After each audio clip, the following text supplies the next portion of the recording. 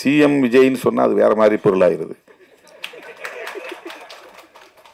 இப்போ சிஎம் விஜய்னா திருமாவளவனே சொல்லிட்டாருங்கிற மாதிரி ஆயிரும். நான் கூட விஜய்கிட்ட சொன்னேன், அதான் சிஎம் விஜய் தான். இன்றைக்கு விஜய் நாம் விரும்பினாலும் விரும்பாவிட்டாலும் சட்டம் தன் கடமையை செய்யும், அதிலிருந்து தப்ப முடியாது. விஜய்கிட்ட சொன்னேன், அவன் சொன்னது உண்மையா பொய்யா, இவன் சொன்னா இவனே இட்டுக்கட்டி பேசுறானா, இவனுக்கு ஒரு நோக்கம் இருக்கா, அப்படி சொல்லியிருக்க வாய்ப்பு இருக்கா, அவன் அது மாதிரியான ஆள் தானா அப்படின்லாம் நம்ம பார்க்க மாட்டோம். காது கேட்ட உடனே ஆத்திரம் வந்துடும். அது எமோஷன். ஆத்திரமும் ஒரு எமோஷன் தான். விஜய் சொன்னது மாதிரி அன்பு ஒரு எமோஷன்னா ஆத்திரமும் ஒரு எமோஷன் தான். ஆங்கர். என் சாதி பொண்ணு இன்னொரு சாதிக்காரன் விரும்புகிறான், சாதி கலப்பு ஏற்பட்டால் என்ன ஆகிறது, என் தகுதி என்ன அவன் தகுதி என்ன அப்படின்ன உடனே அவனுக்கு ஆத்திரம். அவனுக்கு எந்த தகுதியும் இல்லை, அவனை அழித்தொழிக்கணும். இல்லைன்னா எனக்கு அது குடும்ப கௌரவம் போயிடும், சாதி கௌரவம் போயிடும். ஜாதி ஜாதி ஜாதி என்பது ஜீன்ஸ் போட்டு பேண்ட் போட்டால் உடனே பெண்கள் அங்கே பின்னாலே போயிடுவாங்களா? இந்த சாதி அடிப்படையில் சாதி விட்டு சாதி திருமணம் பண்ணக்கூடாது. அதில் என்ன கௌரவம் இருக்குது? அது ஆணவம் தான். அது அதனால தான் ஆணவ கொலைன்னு. பிறப்பால எவனும் உயர்ந்தவன் இல்லை தாழ்ந்தவன் இல்லை. நான் திருமாவளவன் சொல்கிறேன்னு நினச்சிட்டு இருக்கிறான். வைகுண்டர் சொன்னார், வைகுண்டரை உங்களால் எதிர்க்க முடியுமா? எல்லாம் கத்தியை தூக்கிட்டு நிற்கிறான், அருவாளை தூக்கிட்டு நிற்கிறான். அதுதான் வீரம்னு சொல்கிறான். பிறப்பால நீ யார் நான் யார், எனக்கு நீ சமமாக வருவியா? நான் கூட விஜய்கிட்ட சொன்னேன், அதான் சிஎம் விஜய் தான் இருப்பாங்க. காமராஜுங்கிற பேர் இல்லாதவங்களும் இருக்க மாட்டாங்க. ஆனால் ஊர் தெருங்கிற இடத்துல எங்கேயாவது ஒரே ஒரு குழந்தைக்காவது அம்பேத்கர்னு பேர் இருக்கா? இப்போ யார் சாதி பார்க்குறா? தலித்துகளா சாதி பார்க்குறாங்க? விடுதலை சிறுத்தைகள் கட்சியின் தலைவர் மற்றும் நாடாளுமன்ற உறுப்பினர் மதிப்புக்குரிய திரு தொல் திருமாவளவன் அவர்களை ஒரு சில வார்த்தைகள் பேச பலத்த கைத்தட்டலோடு அழைக்கிறோம்.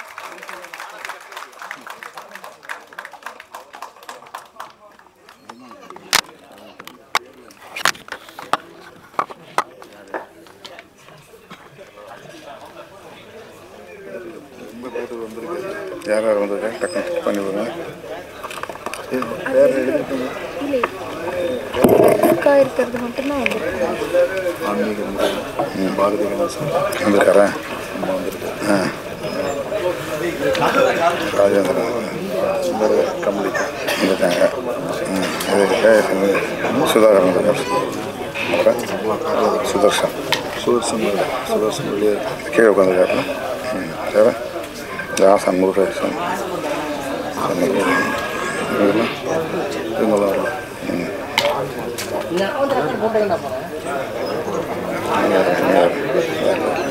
நம்ம தானே பார்க்கணும் பையன் அப்போ தானே.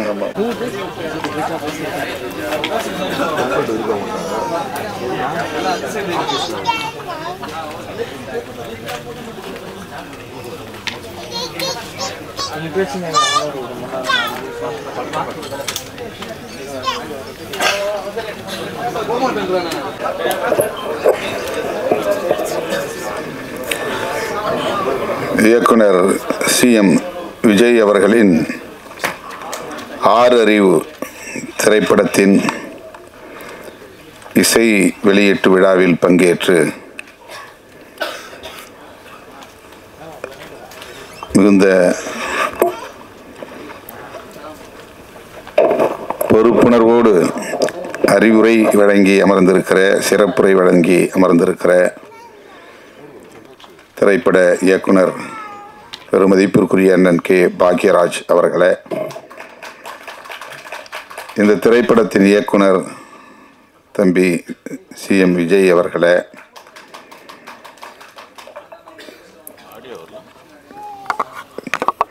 கதை நாயகன் தம்பி புரட்சி நாயகன் அம்பேத்கர் அவர்களே,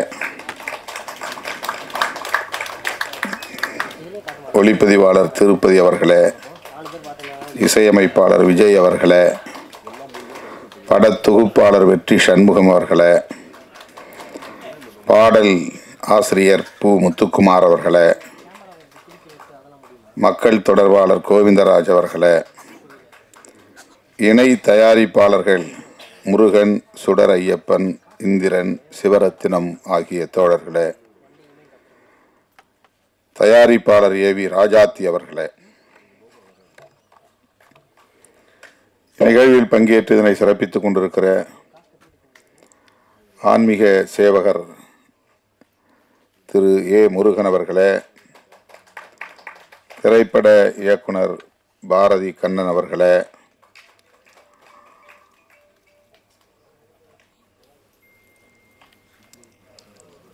தென்காசி சிலம்பம் திரு சுதர்ஷன் ஆசான் அவர்களே, சிலம்பம் டாக்டர் எஸ் சுதாகரன் அவர்களே,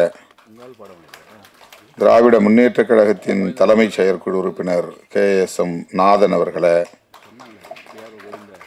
தமிழ்நாடு காங்கிரஸ் கட்சியின் மாநில செயலாளர் பெருந்தலைவர் காமராஜர் அவர்களின் பெயர்த்தி கமலிகா காமராஜ் அவர்களே,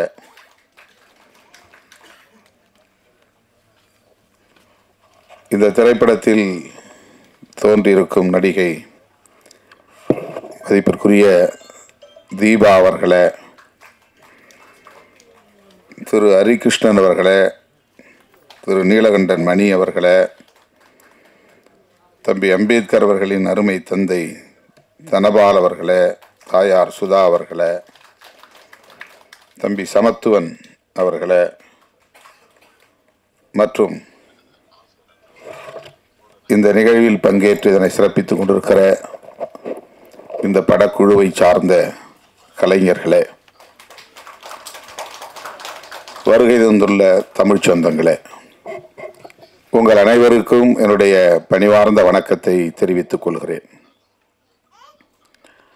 1 மணி நேரம் நாம் தாமதமாக இந்த நிகழ்வை தொடங்கி இருக்கிறோம்.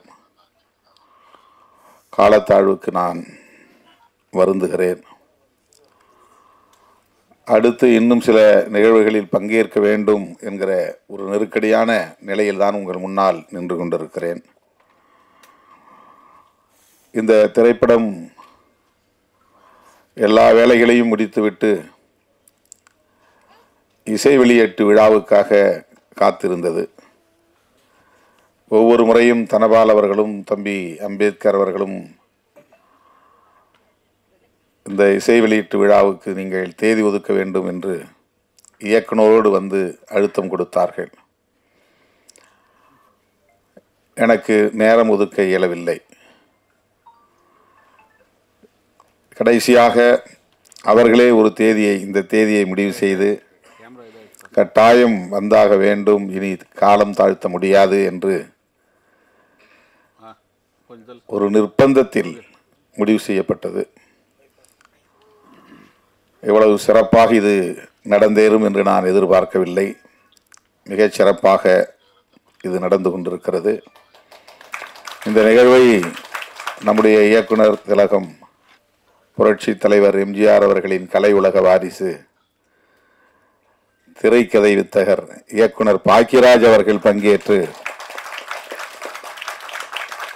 இந்நிகழ்வையும் சிறப்பித்திருக்கிறார். இந்த திரைப்படத்திற்கும் பெருமை சேர்த்திருக்கிறார். திரைப்பட கதாநாயகன் அம்பேத்கருக்கும் மனப்பூர்வமான வாழ்த்துக்களை வழங்கியிருக்கிறார். அவரோடு நான் இந்த நிகழ்விலே பங்கேற்றதில் மகிழ்ச்சி அடைகிறேன். தீபா அவர்கள் சொன்னதைப் போல நாம் எல்லோரும் 70களில் 80களில் அவருடைய திரைப்படங்களை பார்ப்பதற்கு, அவருடைய திரைக்கதை அமைப்பை கண்டு வியப்பதற்கு, அவருடைய உரையாடல்களை ரசிப்பதற்கு போட்டி போட்டுக்கொண்டு திரையரங்குகளுக்கு ஓடிய காலம் அந்த காலம்.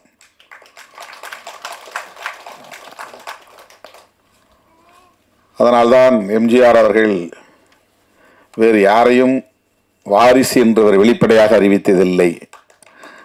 என்னுடைய வாரிசு, கலை உலக வாரிசு பாக்கியராஜ் என்று எம்ஜிஆர் அவர்கள் வெளிப்படையாக அறிவித்து அவரை உச்சி மோந்து பாராட்டியிருக்கிறார். அவருடைய வாழ்த்துக்களையும் பாராட்டுக்களையும் பெறுவதற்கு தமிழ் மக்களின் பேராதரவு மிக முக்கியமான காரணம். அந்த அளவுக்கு தமிழ் மக்களின் நெஞ்சத்தை அள்ளியவர் நம்முடைய இயக்குனர் பாக்கியராஜ் அவர்கள். அவருக்கென்று ஒரு தனி வழி, தனி பாணி, திரைக்கதை அமைப்பதென்றால் அதற்கு பாக்கியராஜ் அவர்கள்தான் ஒரே அடையாளம், சான்று என்று சொல்லக்கூடிய அளவுக்கு அதில் மிகப்பெரிய சாதனையாளராக விளங்கியவர். அவருடைய குரல் இன்றைக்கும் எல்லோரையும் கவர்ந்து இருக்கக்கூடிய ஒரு ஸ்லாங், ஒரு இசை வடிவிலான குரல், குறிப்பாக பெண்களை வெகுவாக ஈர்க்கும். திரைப்படங்களில் ஒரு அப்பாவித்தனமாக எதுவுமே தெரியாத ஒரு அப்பாவி இளைஞரை போல ஒவ்வொரு படத்திலும் அவர் பேசுவது, பொருள் பொதிந்த உரையாடல்களை செய்வது, அறிவுரை வழங்குகிற காட்சிகளை அமைப்பது, முற்போக்கான சிந்தனைகளை நாம் எல்லோரும் இன்றைக்கு இயக்கங்களாக மாறி போராடி கொண்டிருக்கிற இந்த விவரங்களை எல்லாம் அன்றைக்கு எந்த இயக்கமும் அமைக்காமல் திரைக்களத்திலேயே போராடியவர், இந்த கருத்துக்களை பேசியவர், முற்போக்கு கருத்துக்களை பேசியவர். சாதி வேண்டாம், சகோதரத்துவம் வேண்டும், நாம் எல்லோரும் ஒன்று, சமத்துவம் என்கிற அந்த கருத்துக்களை அந்த குடும்ப கதை அமைப்பிலேயே கொண்டு வரக்கூடிய அளவுக்கான வல்லமை பெற்றவர். இன்றைக்கும் அதே நிலைப்பாட்டில் உறுதியாக இருக்கிறார். அவருடைய தோற்றம் கூட இன்னும் மாறவில்லை, அப்படியே இளமை ஊஞ்சலாடுகிறது என்று சொல்லக்கூடிய அளவுக்கு அதை அப்படியே அவர் மெயின்டைன் செய்கிறார். அந்த குரல், அந்த கருத்து, அந்த பார்வை அனைத்தும் இந்த தலைமுறையையும் கவரக்கூடிய வகையிலே அமைந்திருக்கிறது. அந்த வகையிலே அவர் இந்த நிகழ்வில் பங்கேற்றது நமக்கு அனைவருக்கும் பெருமை, மகிழ்ச்சி. அவர் சொன்னதைப் போல இயக்குனர் விஜய் அவர்களும் தம்பி கதாநாயகன் அம்பேத்கர் அவர்களும் தங்களை செம்மைப்படுத்திக் கொள்ள, செழுமைப்படுத்திக் கொள்ள, பக்குவப்படுத்திக் கொள்ள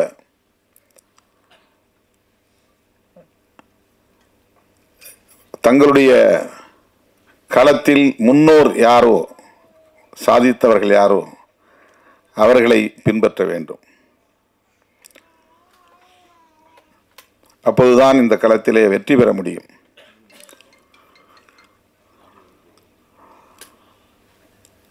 அவர் மிக சுருக்கம், நேரத்தின் அருமை கருதி சுருக்கமாக சொன்னார். ஆனால் அதில் மிக ஆழமான கருத்துக்கள் அடங்கி இருக்கின்றன. விஜய் அவர்கள் இந்த திரைப்படத்திற்கு 6 அறிவு என்று பெயர் சூட்டியிருக்கிறார். அதற்கான விளக்கத்தை அவர் நமக்கு முழுதாக வழங்கவில்லை. 2 கேள்விகளை நான் எழுப்புவேன், அதற்கு நீங்கள் விடை சொல்லுங்கள் பார்ப்போம் என்று ஒரு புதிரோடு முடித்திருக்கிறார். ஆனால் கேள்வியை நம் முன்னால் வைக்கவில்லை. இந்த கேள்விகள் ஒருவேளை திரைப்படத்தில் நாம் பார்த்தால்தான் தெரியும் என்று கருதுகிறேன். ஆனால் அந்த 6 அறிவு, 6வது அறிவு எத்தகைய வலிமை மிக்கது என்பதை இயக்குனர் பாக்கியராஜ் அவர்கள் இங்கே 2 உவமைகள் மூலம், சிறுகதைகள் மூலம், கதையாடல்களின் மூலம் நமக்கு எடுத்துரைத்தார். அது எவ்வளவு பேர் கவனித்தீர்கள் என்று நான் கருதவில்லை, தெரியவில்லை. என்னுடைய எதிர்காலத்தையே உடைத்து விட்டேன் என்று ஒருவன் சொல்லுகிறான். அவன் வேலை செய்கிற கடையில் விலை உயர்ந்த ஒரு பொருளை அவன் உருட்டி உடைத்து விட்டான். இந்த பொருள் உடைந்து விட்டது என்று சொல்லி அவன் பதறவில்லை. அவன் ஒரு ஜட்ஜ்மெண்ட்டுக்கே வந்துட்டான். நம்மளை முதலாளி வெளியே அனுப்பிச்சிடுவார், நாம் அவ்வளோ விலை உயர்ந்த பொருளை உடைச்சிட்டோம், என் எதிர்காலமே போச்சு. அவ்வளவு விரைவாக அவன் சிந்திக்கிற ஆற்றல், அவனுடைய எதிர்காலத்தை பற்றிய கவலை, இந்த சிந்தனை ஆற்றல் என்பதுதான் 6வது அறிவு, 6ஆம் அறிவு. மற்ற 5 அறிவு என்ன? புலனறிவு, மெய், வாய், கண், மூக்கு, செவி, இதுதான் நம்முடைய உடல். மெய் என்பது உடம்பு, மொத்த கழுத்திலிருந்து பாதம் வரையில் இருக்கிற பாகத்திற்கு பெயர் மெய். தலையிலே மற்ற 4 புலன்கள் இருக்கின்றன. வாய், கண், மூக்கு, செவி. இந்த 4 புலன்களும் தலையில் உள்ளன. தலை இல்லாத மற்ற பகுதியை நாம் முண்டம் என்கிறோம். அது ஒட்டுமொத்தமாக மெய் என்று, உடம்பு என்று அழைக்கப்படுகிறது. இந்த 5ம் ஒவ்வொரு அறிவை நமக்கு தருகிறது. உடம்பு தொடுதல் அறிவை தருகிறது. வாய் சுவை அறிவை தருகிறது. நாக்கு, விழி பார்க்கிற அறிவை, காட்சியை நமக்கு புலப்படுத்துகிறது. செவி கேட்பதன் மூலம் என்ன கேட்கிறோம் என்பதை நமக்கு சொல்லித் தருகிறது. எதை செய்ய வேண்டும், எதை செய்யக்கூடாது என்பதையெல்லாம் நாம் கேட்டு தெரிந்து கொள்கிறோம். மூக்கு வாசனையை முகர்ந்து பார்க்கிற அந்த அறிவை, வாசனையை நமக்கு கற்றுத்தருகிறது. இப்படி இது புலனறிவு. இந்த புலனறிவுகள் 5ம் தொகுக்க பெற்று அதிலிருந்து கற்றுக்கொள்கிற அறிவுதான் 6வது அறிவு. புலனறிவு உணர்ச்சி வயப்படும். 6வது அறிவு பக்குவத்தை தரும். புலனறிவு 5ம் உணர்ச்சிகளோடு தொடர்புடையது. நம்ம ஆத்திரப்படுறோம் ஒரு விஷயத்தை கேட்ட உடனே, உன்னை பற்றி இப்படி சொன்னான் அப்படின்னு சொன்ன உடனே டென்ஷன். அவன் சொன்னது உண்மையா பொய்யா, இவன் இவனே இட்டுக்கட்டி பேசுகிறானா, இவனுக்கு ஒரு நோக்கம் இருக்கா, அப்படி சொல்லியிருக்க வாய்ப்பு இருக்கா, அவன் அது மாதிரியான ஆடலானா அப்படின்லாம் நம்ம பார்க்க மாட்டோம். காது கேட்ட உடனே ஆத்திரம் வந்துடும். அது எமோஷன். ஆத்திரமும் ஒரு எமோஷன் தான். விஜய் சொன்னது மாதிரி அன்பு ஒரு எமோஷன்னா ஆத்திரமும் ஒரு எமோஷன் தான், ஆங்கர். புலன் உணர்வு என்பது அப்படியே வெளிப்படுவது, உடனடியாக எதிர்வினையாற்றுவது. இந்த புலன் உணர்வுகளை, புலன் அறிவை உள்வாங்கிக் கொண்டு அதில் எது சரி, எது தவறு, எது உண்மை, எது பொய், எது நல்லது, எது கெட்டது, எது இப்போதைக்கு வெளிப்படுத்த வேண்டியது, எது எப்போது வெளிப்படுத்தப்பட வேண்டியது, எதை எப்படி வெளிப்படுத்துவது, எதை யார் முன்னால் வெளிப்படுத்துவது, எதை மறைத்து வைக்க வேண்டும், எதை மறைக்காமல் சொல்ல வேண்டும் என்பனவற்றையெல்லாம் உணர்ந்து தொகுத்து வடிகட்டி அதன் அடிப்படையில் வெளிப்படுத்துகிற ஒரு அறிவு தான் 6வது அறிவு. 6 அறிவு. என் சாதி பொண்ணு இன்னொரு சாதிக்காரன் விரும்புகிறான். சாதி கலப்பு ஏற்பட்டால் என்ன ஆகிறது, என் தகுதி என்ன, அவன் தகுதி என்ன அப்படின்ன உடனே அவனுக்கு ஆத்திரம். அவனுக்கு எந்த தகுதியும் இல்லை, அவனை அழித்தொழிக்கணும், அவனை வெட்டி சாய்க்கணும். இல்லைன்னா எனக்கு அது குடும்ப கௌரவம் போயிடும், சாதி கௌரவம் போயிடும். இந்த உணர்ச்சி மட்டுமே திணிக்கப்பட்ட நிலையில் அதில் மட்டுமே இருக்கிறவன் பின் விளைவுகளை பற்றி கவலைப்படுறதில்லை. இப்படி ஒரு கொலை நடந்தால் அதுக்கு பிறகு சட்டம் வரும், காவல்துறை வரும், கைது செய்வார்கள், சிறைக்கு போக வேண்டி வரும், ஆயுள் தண்டனையே கிடைக்கலாம் அல்லது மரண தண்டனையே கிடைக்கலாம். நம்முடைய குடும்பம் சிதறி போகும், நம்முடைய மனைவி நடுத்தெருவிலே நிற்பாள், நம்முடைய பிள்ளைகள் நடுத்தெருவிலே நிற்பார்கள், அவர்களை கவனிக்க ஆள் இல்லாமல் போய்விடுவார்கள், நம்முடைய ஒட்டுமொத்த குடும்பமே சிதறி போகுமே என்றெல்லாம் சிந்திக்க அவனுக்கு இடம் தராது. வெறும் புலனறிவு, 6ஆம் அறிவு இல்லை. தன்னை சுற்றி 360 டிகிரியிலும் கண்காணிக்கிறவர்கள் இருக்கிறார்கள், கேமராக்கள் இருக்கின்றன, அரசு இருக்கிறது, சட்டம் இருக்கிறது. நாம் விரும்பினாலும் விரும்பாவிட்டாலும் சட்டம் தன் கடமையை செய்யும். அதிலிருந்து தப்ப முடியாது.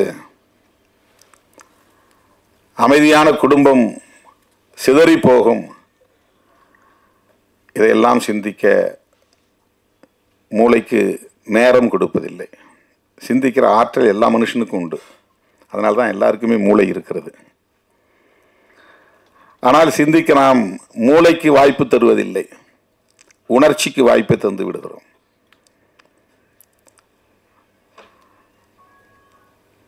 விலங்கினங்களிலிருந்து மனிதன் வேறுபடுவது இந்த 6ஆம் அறிவின் மூலம்தான். இதையெல்லாம் யோசித்து பார்க்கிறவன், சிந்தித்து பார்க்கிறவன் முதிர்ச்சி அடைகிறான், பக்குவம் அடைகிறான், பிறருக்கு வழிகாட்டுகிறான். சகோதரத்துவம் மேலானது என்று நம்புகிறான்.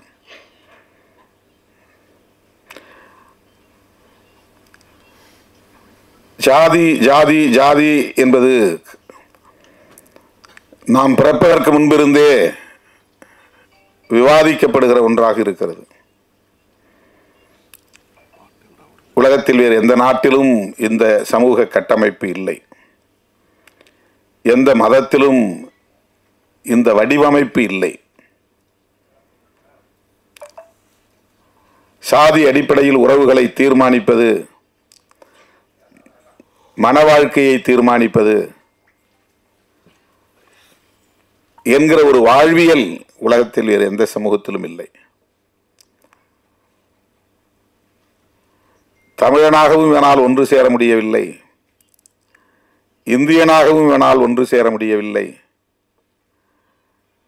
பாட்டாளியாகவும் இவனால் ஒன்று சேர முடியவில்லை.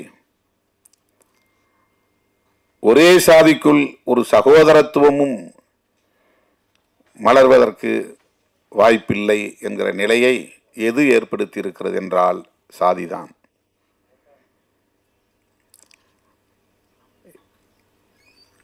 வள்ளுவ பெருந்தகைக்கு முன்னாலேயே சாதி கூடாது என்கிற கருத்தை இந்த மண்ணில் விதைத்தவர் கௌதம புத்தர். அவர் சொன்னதுதான் சுதந்திரம், சமத்துவம், சகோதரத்துவம் என்கிற உயரிய கோட்பாடுகள். நாம் யாரும் புதுசாக ஒன்றும் கண்டுபிடிக்கல. புரட்சியாளர் அம்பேத்கர் சொல்லுகிற இந்த கோட்பாடு 2000 ஆண்டுகளுக்கு முன்னால் ஐயன் திருவள்ளுவன் சொல்லி இருக்கிறான். ஐயன் திருவள்ளுவன் சொல்லி இருக்கிற இந்த கருத்தியலை 2500 ஆண்டுகளுக்கு முன்னால் கௌதம புத்தர் சொல்லி இருக்கிறார். கௌதம புத்தர் சுயம்புவாக சொன்னாரா என்றால் அப்படி சொல்ல முடியாது. அவருக்கு முன்னால் அவருடைய முன்னோர் இதை பேசி இருக்கிறார்கள், சொல்லி இருக்கிறார்கள் என்பதுதான் நாம் உணர வேண்டிய உண்மை. இப்படித்தான் அறிவு வளர்ச்சி என்பது உருவாகி இருக்கிறது, பரிணாமம் அடைந்திருக்கிறது. ஆகவே சாதி ஆணவ கொலைகளுக்கு காரணமாக இருக்கிறது என்பதை இன்றைக்கு விஜய் சிஎம் விஜய்ன்னு சொன்னா அது வேற மாதிரி பொருளாயிருது. அதனால தான் கேட்டேன், உங்களுக்கு ஏன் சிஎம்னு பேர் வந்துச்சுன்னா, செட்டிக்குளம் அவங்க ஊர் பேர் ஏதோ செட்டிநாடு ஏதோ சொன்னார். அப்பா பேர் முத்தும் பெருமாள்னாரு. இப்போ மு விஜய்னு போடலாமே அப்படின்னு எனக்கு தோணுச்சு. இப்போ சிஎம் விஜய்னா திருமாவளவனே சொல்லிட்டாருங்கிற மாதிரி ஆயிரும்.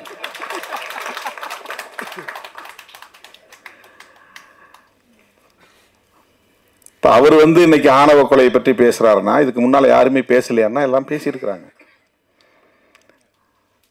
நம்முடைய இயக்குனர் அண்ணன் பாக்கியராஜ் அவர்கள் படங்களில் ஏராளமாக இந்த சாதி பிரச்சனைகள் விவாதிக்கப்பட்டு இருக்கிறது. அவர் படங்களை திருப்பி போட்டு பாருங்க. அவருக்கு அதில் அண்ணா எடுத்தோடனே முருங்கைக்காயினார். அவருக்கு மனசில் நிற்கிறது முருங்கைக்காய் தான்.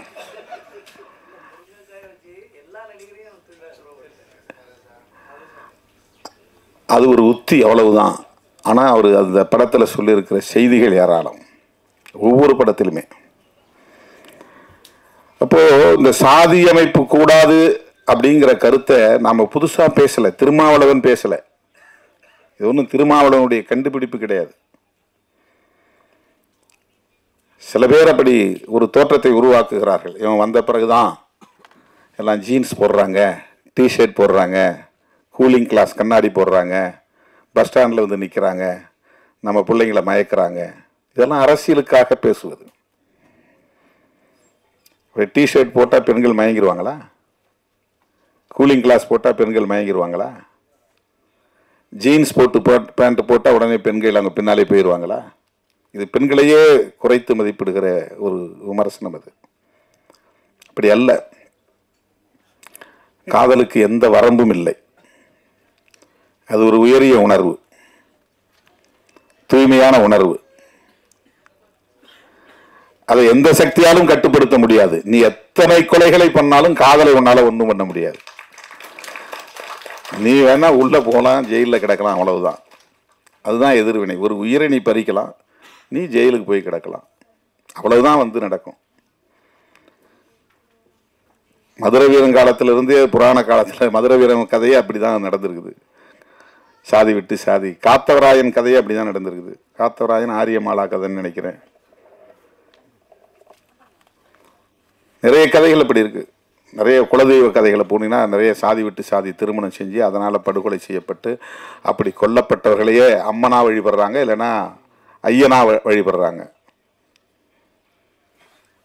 ஐயனார், ஐயன், இதுதான் குலதெய்வங்கள். குலதெய்வங்கள்ங்கிறது சிவன் மகாவிஷ்ணு மாதிரியான கதைகளை கொண்டது கிடையாது. நம்மோடு வாழ்ந்தவர்கள் மடிந்திருப்பார்கள். அவர்கள் நமக்கு முன்னோர்களாக பாதுகாவலர்களாக இருந்திருப்பார்கள். அவர்கள் அந்த நமக்காக நம்முடைய குலத்தை காப்பதற்காக ஆயுதம் ஏந்தி இருப்பார்கள், வெட்டுப்பட்டு இருப்பார்கள், களத்திலே பலியாகி இருப்பார்கள். அவர்களை நினைவு கூர்ந்து நடுகள் நட்டு அவர்களை வழிபாடு செய்கிற ஒரு முறைதான் குலதெய்வ முறை வழிபாட்டு முறையாக மாறி இருக்கிறது. அப்படி நிறைய தரவுகள் உண்டு. இப்போ நாமெல்லாம் பெருந்தெய்வங்களை கும்புற வழக்கம் நமக்கு கிடையாது. ஊருக்கெல்லாம் போனால் முனியாண்டி, கருப்புசாமி, மாயவன், இப்படிதான் சாமி. இதெல்லாம் யாருன்னா நம்முடைய முன்னோர். அவங்களுக்கு இருந்த பேர். அவங்களுக்கு சாராயம் வச்சு படைப்பாங்க, கறி வச்சு கிடா வெட்டி கறி சமைச்சு படைப்பாங்க. இதெல்லாம் வந்து நம்முடைய வாழ்வியலில் இருந்த முக்கியமான கூறுகள். சாதி அடிப்படையிலான படுகொலைகள் நடந்து அந்த படுகொலைகளால் தியாகம் செய்த அவர்களெல்லாம் கடவுளாக்கப்பட்டு இருக்கிறார்கள், நடுகளாக்கப்பட்டு இருக்கிறார்கள். நடந்திருக்கு. இப்போ என்ன அதுல இருந்து தெரிய வருதுன்னா, இந்த சாதி அடிப்படையில் சாதி விட்டு சாதி திருமணம் பண்ணக்கூடாது, கலப்பு திருமணம் பண்ணக்கூடாது அப்படிங்கிற கருத்து இன்னைக்கு நேற்றுக்குள்ள ரொம்ப காலமாக இருக்கு. காதல் ரொம்ப காலமாக மனிதன் தோன்றிய காலத்தில் இருந்து இருக்கு. காதலுக்கு எதிர்ப்பு அந்த காலத்தில் இருந்து இருக்கு. காதலின் பெயரால் சாதி விட்டு சாதி திருமணம் நடந்தால் ஆணவ கொலைகள், அது இங்கிலீஷில் ஹானர் கில்லிங்கிறான். ஹானர் கில்லிங்னா கௌரவ கொலை. அதில் என்ன கௌரவம் இருக்குது? அது ஆணவம் தான். அதனால தான் ஆணவ கொலைன்னு இப்போ நம்ம அதை புதுசாக அழைக்கிறோம். அதில் என்ன கௌரவம் இருக்குது? பெற்ற பிள்ளையை 10 மாதம் சுமந்த பிள்ளையை பாலூட்டி சீராட்டி வளர்த்த பிள்ளையை, கொஞ்சி குலவிய பிள்ளையை ஈவிரக்கமில்லாமல் வெட்டி சாய்க்கிற அளவுக்கு மூர்க்கம் வருகிறது என்றால் அது சாதியின் பெயரால் ஏற்படுகிற பித்துக்குளித்தனம். அது சாதி அவன் கண்ணை மறைக்குது, மூளையை செயல்பட விடாமல் தடுக்குது. ஆகவே அந்த ஆணவ கொலைகள் காலம் காலமாக சமூகத்திலே இருந்து கொண்டே இருப்பதை நாம் பார்க்கிறோம். அதை அவ்வப்போது பலர் கண்டித்திருக்கிறார்கள், அதை எதிர்த்திருக்கிறார்கள், போராடி இருக்கிறார்கள். அந்த வரிசையில தான் நம்ம பெரியாரையும் அம்பேத்கரையும் பார்க்கிறோம். இது எப்பதான் தீர்வு வரும்? இதுக்கெல்லாம் வந்து ஒரு குறிப்பிட்ட காலக்கெடு நம்ம சொல்ல முடியாது, ஒரு டியூரேஷன் சொல்ல முடியாது. பசிக்குது, சோறாக்கணும் அப்படின்னா 1/2 அன் ஹவரில் சமைச்சிடலாம், ஒரு டைம் சொல்லணும். 1/2 அன் ஹவரில் உட்காருங்க, நான் சமைச்சு கொடுத்துட்றேன் அப்படின்னு டைம் சொல்ல முடியும், ஒரு கெடு சொல்ல முடியும். நான் இங்கிருந்து டைம் ஃப்ரேம் சொல்ல முடியாது, காலக்கெடு சொல்ல முடியாது. புத்தர் தோன்றினார், இட்டார் பெரியோர் இடாதார் இழிகுலத்தோர் என்று 2 சாதி தான் இருக்கிறது, சாதிகள் 2 ஒழிய வேறில்லை என்று சொன்ன அவ்வை பாட்டி சொன்னார். ஆண் சாதி பெண் சாதி ஆக 2 சாதி வீண் சாதி மற்ற எல்லாம் என்ற சித்தர்கள் சொன்னார்கள். சாதி வேற ஒன்றும் இல்லைப்பா, சாதி ஆண் சாதி பெண் சாதி அவ்வளவுதான், மற்றதெல்லாம் வீண். பிறப்புக்கும் எல்லா உயிருக்கும் ஐயன் திருவள்ளுவன் சொன்னான். எல்லாம் பிறக்கலாம், ஒரே மாதிரி தான் பிறக்கிறோம். பிறக்கிறதுல என்ன பெரிய வேறுபாடு இருக்குது? உயர்ந்தவன் வேறு மாதிரி பிறக்கிறான், தாழ்ந்தவன் வேறு மாதிரி பிறக்கிறானா? இல்லை. ஆணும் பெண்ணும் இணைந்து கரு உற்பத்தியாகி 10 மாதம் கற்ப பையிலே வளர்ந்து கருவறையிலே வளர்ந்து அதன் பிறகு அவன் குழந்தையாக பிரசவம் ஆகிறான். அவ்வளவுதான். இதுதான் எல்லா உயிரினங்களுக்கும். மனிதனுக்கு பரப்போக்கும் எல்லா உயிருக்கும் ஐயன் திருவள்ளுவன் சொன்னார். அந்த வரிசை ஒட்டித்தான் மகாத்மா பூலே, கேரளாவிலே நாராயணகுரு, ஏன் பல மதங்கள் பல சாதிகள், எல்லா மதமும் ஒன்று தான், எல்லா சாதியும் ஒன்று தான் சொன்னவர் நாராயணகுரு. சாமித்தோப்பு அடிகளார் ஐயா பிரால பிரஜாபதி அடிகளார், அவருடைய முப்பாட்டனுக்கு முப்பாட்டன் அவர் தான் வைகுண்டர். 150 வருஷங்களுக்கு முன்னால ஏதரா சாதி, எங்கே சாதி இருக்குன்னு அவர் ஒரு கிணறை தோண்டி, 10 சமத்துவ கிணறுன்னு ஒரு கிணறை தோண்டி 18 கிராமங்களில் இருந்த மக்கள் எல்லா சாதியும் ஒரே இடத்துல வந்து உட்கார சொல்லி அதில் வாளியில் தண்ணி அள்ளி எல்லாம் ஒரே இடத்துல குளிச்சிருக்கிறாங்க. அந்த தண்ணியை அள்ளி ஒரே வாளியில் தண்ணி எடுத்து குடிச்சிருக்கிறாங்க. குடிக்க வச்சவர் யாருன்னா வைகுண்டர். பரப்பால எவனும் உயர்ந்தவன் இல்லை, தாழ்ந்தவன் இல்லை. நான் வந்து திருமாவளவன் சொல்றேன்னு நினைச்சிட்டு இருக்கிறான். வைகுண்டர் சொன்னார, வைகுண்டரை உங்களால எதிர்க்க முடியுமா? வைகுண்டர் சொன்னதுதான் நான் சொல்றேன். நாராயணகுரு சொன்னது தான் நம்ம பேசுறோம். அவ்வளவுதான். நம்ம புதுசா ஒன்றும் கண்டுபிடிக்கல, எதையும் பேசல. அவங்களுக்கு பின்னால தோன்றியவர்கள் தான் பெரியார், அம்பேத்கர்லாம். இவங்களுக்கு மூத்தவர் வந்து வைகுண்டர், சமகாலத்தவர் ஐயா நாராயணகுரு. அதே காலத்து தலைவர் பசவண்ணா, அவரும் 150 வருஷத்துக்கு முன்னால், 200 வருஷத்துக்கு முன்னால் நினைக்கிறேன், 12ஆம் நூற்றாண்டு. அவர் கிட்டத்தட்ட 800 வருஷத்துக்கு முன்னால அவர் சாதி பிறப்பின் அடிப்படையில் சாதி இல்லைன்னு எதிர்த்து போரிட்டவர் தான். இன்னைக்கு அவரை பின்பற்றவங்க சாதியை கடைபிடிக்கிறாங்க, அது வேற விஷயம். ரொம்ப அருமையா ஒரு விஷயத்தை சொன்னார். புத்தர், நபிகள் நாயகம், இயேசு பெருமான், இந்த 3 மாமனிதர்களும் மனிதநேயமே உலகின் தலை சிறந்த கொள்கை என்றுதான் சொல்லி இருக்கிறார்கள். ஆனா அவரை பின்பற்றதான் உலகத்துல எல்லா நாடுகளிலும் இருக்கிறான். எல்லாம் கத்தியை தூக்கிட்டு நிற்கிறான், அருவாளை தூக்கிட்டு நிற்கிறான். அதுதான் வீரம் சொல்றான். பௌத்தத்தை ஏற்றுக்கொண்டவனும் வன்முறையில் ஈடுபடுகிறான், படுகொலையில் ஈடுபடுகிறான். அதுக்கு சிங்களமே ஒரு சாட்சி. ஈழத்தமிழர்களை படுகொலை செய்யக்கூடிய அத்தனை பேரும் பௌத்தர்கள் தான். அவன் உண்மையிலேயே பௌத்தத்தை உள்வாங்கி இருந்தான்னா மனிதநேயம் தான் அவன்கிட்ட மேலோங்கி இருக்கும். தமிழர்களை அவன் கொல்ல மாட்டான். நீ தனியா வாழணும்னு நினைக்கிறியா, வாழ்ந்துட்டு போ. உனக்கு ஒரு நாடு வேணுமா, வச்சுக்கோ சொல்லிட்டு போயிருப்பான். ஒன்றாகாது. நம்ம எல்லாம் சகோதரர்களாக வாழ்வோம். ஆனா அவன் பௌத்தத்தை உள்வாங்கினானே தவிர புத்தர் சொன்னதை பின்பற்றவில்லை. ஒரு கன்னத்தில் அடித்தால் மறு கன்னத்தை காட்டு, எவனையும் நீ வன்முறைக்கு போகாதே, வன்முறையில் ஈடுபடாதே என்று சொன்னார் இயேசு பெருமான். ஆனா கிறிஸ்தவ நாடுகள், பல நாடுகளில் எவ்வளவு சிலுவை போர், எவ்வளவு பெரிய யுத்தங்கள்லாம் நடந்திருக்குது, எவ்வளவு லட்சக்கணக்கான மக்கள் கொல்லப்பட்டு இருக்கிறார்கள் இயேசுவின் பெயரால். நபிகள் நாயகம் அவர் சொன்னது மனிதநேயம் தான். உலகின் தலை சிறந்த கொள்கை மனிதநேயம். நாம் யாரும் அதை பின்பற்றதில்லை. சுதந்திரம், சகோதரத்துவம், சமத்துவம், இதுதான் மதம் சொன்ன உண்மையான கோட்பாடுகள். இதுதான். ஆனால் நம்ம அதையெல்லாம் விட்டுட்டோம். பரப்பால நீ யார், நான் யார், எனக்கு நீ சமமாக வருவியா, என் வீட்டு பிள்ளையை நீ வந்து மயக்கி இழுத்துட்டு போக பார்க்குறியா, இங்கே இருக்கிற சொத்தை பறிக்கிறதுக்காக நீ லவ் பண்ணுறது நாடக காதல் பண்ணுறியா? இந்த விமர்சனங்கள் எல்லாம் வந்து அவர்களின் நலன்களுக்காக பேசப்படுகிற ஒன்று. அது காதல் என்கிற உணர்வுகளை கொச்சைப்படுத்துகிற ஒரு முயற்சி. அதை ஒரு கருப்பொருளாக கொண்டு ஆணவ கொலையை தடுக்க வேண்டும் என்கிற அடிப்படையில் படம் இன்னும் நம்ம முழுமையாக பார்க்கல. கதையை அப்பப்போ லேசாக 1-2 வரியை சொன்னார். நான் கூட விஜய்கிட்ட சொன்னேன். அதான் சிஎம் விஜய் தான். விஜய்கிட்ட சொன்னேன், கொஞ்சம் சுருக்கமாக கதையை சொல்லுங்க மேடையில் அப்படின்னேன். கதையை சொல்லிட்டா நீங்கள் யாரும் போய் பார்க்க மாட்டீங்கன்றதுனால அவர் புதிர் போட்டு 2 கேள்வி எழுப்புவேன், நீங்கள் பதில் சொல்லணும்னு சொல்லியிருக்கிறாரு. புரட்சிகரமான சிந்தனைகள், முற்போக்கான சிந்தனைகள், ஜனநாயகபூர்வமான சிந்தனைகள் எல்லா தளங்களிலும் வளர வேண்டும், திரைத்துறை உட்பட. இப்போ நிறைய பேர் இதுக்குள்ளேயும் சாதி பெருமை பேச கிளம்பிட்டாங்க. நாங்கள் ஆண்ட சாதி, அந்த வம்சம், இந்த வம்சம், அதிலிருந்து பிறந்தவர்கள், இதிலிருந்து பிறந்தவர்கள், எங்களுக்கென்று ஒரு பெரிய தனி பாரம்பரியம் இருக்கிறது. அடங்கமறு அத்துமீறு கும்பலா என்று கேலி பேசுவது, அதுக்குள்ள அந்த அந்த 2 முழக்கங்களுக்கு பின்னால் எவ்வளோ பெரிய அரசியல் இருக்குங்கிறத புரிஞ்சுக்கிட்டா அதை விமர்சிக்கவே முடியாது. அது பாட்டாளி வர்க்க சிந்தனை இருந்தால் தான் அதை புரிஞ்சுக்க முடியும். உழைக்கும் மக்களுடைய நலன்களை பற்றிய அக்கறை இருந்தால்தான் அடங்கமறு அத்துமீறு திமிரி எழு திருப்பி அடி இது வன்முறைகளை தூண்டுவதல்ல, வன்முறைகளை எதிர்த்து நிற்கிற டிஃபென்சிவ் ஸ்லோகன்.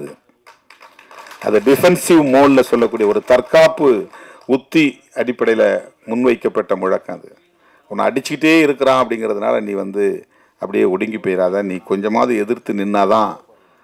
ஒரு கெளுத்தி மீனை நம்ம பிடிச்சா விட அது திமிரி நம்ம கையில் காயப்படுத்துறது.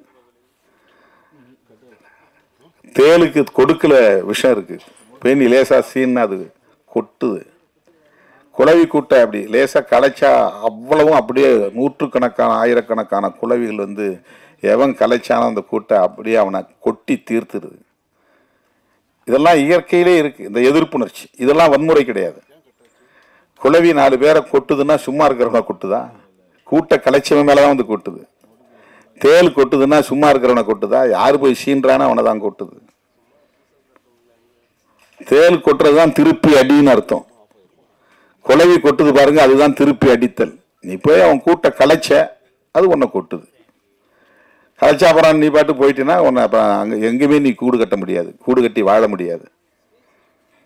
ஒரு தற்காப்பு உணர்ச்சிக்கான ஒரு அரசியல் இது. அதை கிண்டல் பண்ணுறாங்க ஒருத்தனா மேல் சாதிங்கிற ஒரு ஆதிக்க உணர்விலிருந்து பேசுகிற விமர்சனங்கள் அவை. இப்போ அந்த மேல் சாதி அல்லது உயர் சாதி என்கிற அந்த ஆதிக்க போக்கு இருக்கு பாருங்க, அதை எதிர்க்கிற சிந்தனை தான் முற்போக்கு சிந்தனை. அதை எதிர்க்கிற அறிவு தான் 6வது அறிவு. ஆணவ கொலைகள் கூடாது என்று நீ சிந்திக்க தொடங்கிவிட்டால் உனக்கு 6ஆம் அறிவு சிந்திக்க தொடங்கிவிட்டது என்று பொருள். 6 அறிவுன்னு சொன்னாலும் நல்லதுதான், 6ஆம் அறிவு என்று சொன்னாலும் சரிதான். 6 அறிவு வராகும். 6ன்னா நீ அமைதியாக இரு, ஆத்திரப்படாத, உன்னை ஆற்றுப்படுத்திக்கொள், நீ 6 மனமே 6 என்பதை போல நீ உணர்ச்சி வைப்படாமல், கோபப்படாமல், ஆத்திரப்படாமல் 6, டென்ஷனா இருக்காத, எந்த நேரமும் கொதிப்பா இருக்காத 6, அப்புறம் தான் அறிவு வேலை செய்யும். 6 அறிவு, அது வரையிலும் அறிவு வேலை செய்யாது. விஜய் அவர்கள் ஒரு இளைஞனுக்கு, புதிய ஒரு இளைஞனுக்கு, வாழ்க்கையில் சாதிக்க வேண்டும் என்று துடிக்கிற இளைஞனுக்கு ஒரு அரிய வாய்ப்பை தந்திருக்கிறார். அந்த வகையில் விஜயை நான் பாராட்ட கடமைப்பட்டிருக்கிறேன். இந்த அம்பேத்கருங்கிற பேர் வந்தது பற்றி எல்லாரும் சொன்னாங்க. அது பால பிரஜாபதி அடிகளார் அவர் வயிற்றில், தாயின் வயிற்றில் இருக்கும்போதே தீர்மானித்த பெயர். பல பேர் அப்படி சொல்லுவாங்க, பேர் வைப்பாங்க, அப்புறம் போய் ஸ்கூல் ரெக்கார்டில் பேரை மாற்றிடுவாங்க. கேட்கும்போது அம்பேத்கர்னு சொல்லுவாங்க. அப்படி நிறைய இந்த சமூகத்தில் இருக்கிறவங்களுக்கே, ஒடுக்கப்பட்ட சமூகத்தில் இருக்கிறவங்களுக்கே அந்த பேரை வைக்கிறது ஒரு தயக்கம் இருக்குது. அதை சொன்னால் வெளியில் போய் நமக்கு டக்குன்னு ஒரு அடையாளம் தெரிஞ்சிடும், நம்மளை அங்கீகரிக்க மாட்டாங்க, நம்மளை ஒரு மாதிரி இல் ட்ரீட் பண்ணுவாங்க, டிஸ்கிரிமினேஷன் வரும், அப்படின்லாம் அவங்களுக்கு ஒரு தயக்கம் இருக்குது. ஆனால் சாமித்தோப்பு அடிகளார், எனது பெருமதிப்பிற்குரிய ஐயா பால பிரஜாபதி அடிகளார் அந்த பொது மேடையில் திருமாவளவன் என்னுடைய வளர்ப்பு பிள்ளை அப்படின்னு அறிவித்தார். நான் அவரை அடாப்ட் பண்ணுறேன், என்னுடைய தத்து பிள்ளையாக நான் எடுத்துக்கிறேன், என்னுடைய மகன் என் குடும்பத்தில் ஒருவராக நான் எடுத்துக்கிறேன் அப்படின்னு அறிவித்தார். அன்பு தேசம்னு ஒரு கட்சி தொடங்கின நிகழ்ச்சியில் தான் நான் பேசினேன். அவர் உருவாக்கிய கட்சி அன்பு தேசம். அப்போ நான் சொன்னேன், நீங்கள் இந்த தலித்துகள் வாழக்கூடிய தெருவுக்குள்ளே போனீங்கன்னா இந்திரா காந்தியின் பேர் இருக்கும், கருணாநிதியின் பேர் இருக்கும், எம்ஜிஆர்னே பேர் இருக்கும், காமராஜர்னு ஏகப்பட்ட, எங்கெல்லாம் எல்லா ஊர்லேயும் ஒரு 10 காமராஜ் இருப்பாங்க. காமராஜுங்கிற பேர் இல்லாதவங்களே இருக்க மாட்டாங்க. ஆனால் ஊர் தெருங்கிற இடத்துல எங்கேயாவது ஒரே ஒரு குழந்தைக்காவது அம்பேத்கர்னு பேர் இருக்கா? இப்போ யார் சாதி பார்க்குறா? தலித்துகளா சாதி பார்க்குறாங்க? அம்பேத்கர் உலகளாவிய பெருந்தலைவர், அறிவார்ந்தவர்கள் எல்லாம் போற்றும் பேரறிவாளர். ஆனால் அவரையும் இன்னைக்கு சாதி அடிப்படையில் பார்க்குற ஒரு பார்வை தானே இன்னைக்கு இருக்குது இந்த சமூகத்தில் அப்படின்னு வலியை, ஆதங்கத்தை நான் வெளிப்படுத்திய போது, இந்த சமூகத்தில் நான் பிறந்த நாடார் குலத்தில் தம்பி திருமாவளவன் சொன்னதைப் போல பிறக்க போகிற குழந்தைகளுக்கு நான் அம்பேத்கர் என்று பெயர் சூட்டுவேன் அப்படின்னு உறுதி கொடுத்தார். தம்பி பிறந்த உடனே என்னை தொலைபேசியில் கூப்பிட்டு இந்த மாதிரி ஒரு பிள்ளை பிறந்திருக்கிறான், நான் சொன்ன குழந்தை நம்ம வைகுண்டர் வழியை பின்பற்றக்கூடியவர்கள், ஐயா வழியை பின்பற்றக்கூடியவர்கள், அந்த பிள்ளைக்கு நான் அம்பேத்கர்னு பேர் வச்சிருக்கிறேன் தம்பின்னு அவ்வளவு மகிழ்ச்சியாக புலகாங்கிதத்தோடு சொன்னார். அப்புறம் வர சொல்லி பார்த்தார். பல வருஷங்களுக்கு பிறகு ஒரு ஆளாகி நான் இப்போ காலேஜ் படிக்க வந்திருக்கிறேன்னு வந்து தம்பி என்று அறிமுகமானான். அதுக்கிடையில் நான் சந்திக்கிற வாய்ப்பே எனக்கு கிடைக்கல. ஐயா நம்முடைய தனபால் அவங்க அப்பாவும் அவங்க அம்மாவும் அழைச்சிட்டு வந்து, தம்பி யார் தெரியுதா, இவர் தான் அம்பேத்கர் அப்படின்னு எனக்கு அறிமுகப்படுத்தினாங்க. எனக்கு வந்து அப்படியே எப்படி சொல்கிறதுன்னு தெரியல, உடம்பெல்லாம் அப்படி சிலிர்த்தது. அதே பெயரோடு திரைக்களத்திலும் அடியெடுத்து வைத்திருக்கிறார் தம்பி அம்பேத்கர் என்பது எனக்கு பூரிப்பாக இருக்கிறது. திரைப்படத்துக்காக நான் வேற பேரை வச்சுக்கிறேன் அப்படின்னு வச்சுக்கல. எனக்கு வேற ஏதாவது பெயர் நல்லா மாடர்னாக வைங்க, நல்லா கேட்சிங்காக வைங்க, நல்லா பிரபலமாகிறதுக்கு வைங்க. வாய்ப்பு வருது, வாய்ப்பு வரல, வெற்றி தோல்வி அதை பற்றி எனக்கு கவலை இல்லை. அம்பேத்கர் தான் என் பெயர். நாயகன், கதை நாயகனின் பெயர் அம்பேத்கர். அதுக்கு அந்த தம்பிக்கும் ஒரு துணிச்சல் வேண்டும், இயக்குனருக்கும் ஒரு துணிச்சல் வேண்டும். அந்த துணிச்சல் இருவருக்குமே இருக்கிறது என்பதை எண்ணி நான் பெருமைப்படுகிறேன். அவர்கள் இந்த திரைக்களத்தில் சாதனைகள் பல படைக்க என்னுடைய நெஞ்சார்ந்த வாழ்த்துக்களை தெரிவித்து இந்த வாய்ப்புக்கு நன்றி கூறி முடிக்கிறேன். நன்றி, வணக்கம்.